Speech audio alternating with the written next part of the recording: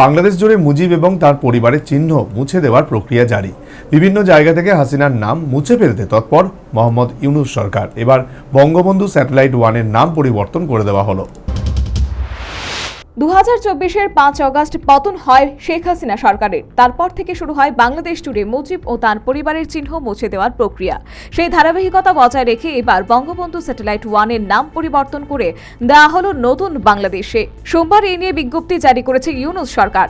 সেখানে টেলিযোগ ও তথ্য প্রযুক্তি মন্ত্রকের উপসচিব মোহাম্মদ রফিকুল ইসলাম জানিয়েছেন, বঙ্গবন্ধু স্যাটেলাইট 1 BS1 এর নাম পরিবর্তন করে বাংলাদেশ স্যাটেলাইট 1 BS করার প্রস্তাব প্রধান উপদেষ্টা অনুমোদন করেছেন।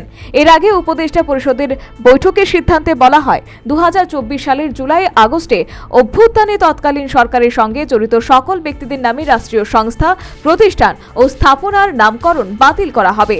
উপদেষ্টা পরিষদের বৈঠকের আলোচনা অনুযায়ী সকল মন্ত্রক ও বিভাগ প্রয়োজনীয় ব্যবস্থা গ্রহণ করবে।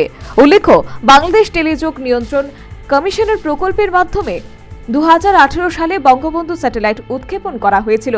বঙ্গবন্ধু স্যাটেলাইট তৈরি করেছে ফ্রান্সের থ্যালেস অ্যালিনিয়া স্পেস নামের একটি প্রতিষ্ঠান। 2018 সালের মে মাসে আমেরিকার ফ্লোরিডার কেনেডি স্পেস সেন্টার থেকে বঙ্গবন্ধু স্যাটেলাইট 1 উৎক্ষেপণ করা হয়। এর মাধ্যমে 57তম দেশ হিসেবে স্যাটেলাইট ক্লাবে যুক্ত হয় বাংলাদেশের নাম। 2022 সালের 31 জানুয়ারি এর মালিকানা হস্তান্তর করা হয় নতুন কোম্পানি BSCL এর কাছে। এই কোম্পানি গঠন করা হয় স্যাটেলাইটটির পরিচালনার জন্য। BSCL ডাক ও টেলিযোগ মন্ত্রকের অধীনে প্রতিষ্ঠিত। এদিকে এক দশক ধরেই ঢাকার পূর্বাঞ্চলে শেখ হাসিনা আন্তর্জাতিক ক্রিকেট স্টেডিয়াম নির্মাণের পরিকল্পনার কথা শোনা যাচ্ছিল। ছাত্র জনতার অভ্যুত্থানে আওয়ামী সরকারের পতনের পর সেই স্টেডিয়াম নির্মাণের সিদ্ধান্ত থেকে সরে আসে বাংলাদেশ ক্রিকেট বোর্ড।